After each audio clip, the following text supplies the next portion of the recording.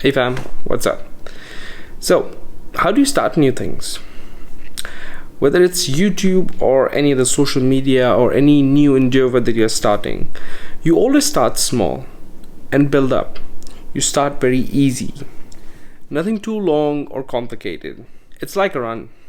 No matter how long the run is, you always need to start easy, even in a marathon, and then slowly take up your pace. These are the initial steps, baby steps. Whether it be in a speech or YouTube, you need to do it a lot.